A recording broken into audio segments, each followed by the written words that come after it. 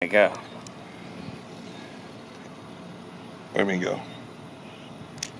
In my video or in my... Video. Okay. Alright, so this is the clutch pressure plate that came out.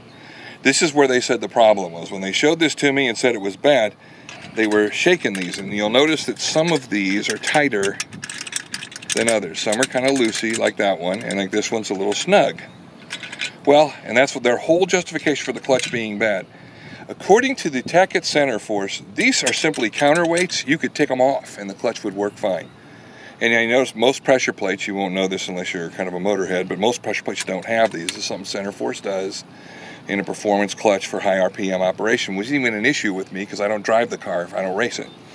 The issue that the Center Force tech said was the primary issue on whether the clutch was good or bad, the pressure plate, was here.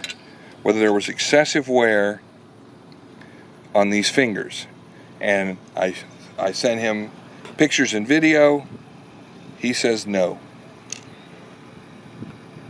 So the other area of wear is here. Now this is the mating surface right here. This is where your clutch disc, which we'll get to in a minute, but this is the disc, and the clutch disc mates to this, and that's how it works.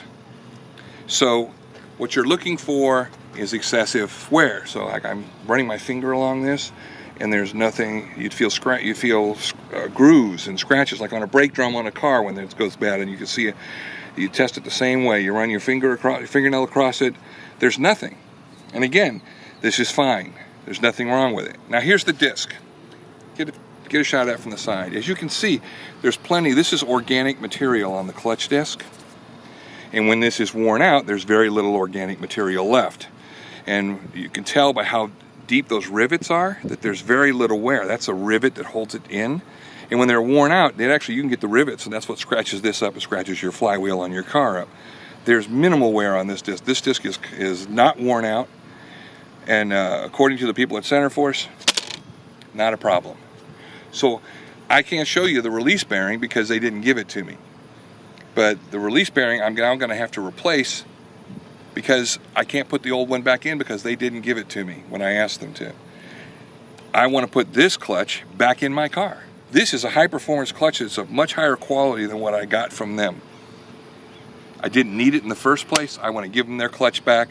I want to get mine, and I want them to pay for my release bearing and the labor to reinstall the correct clutch.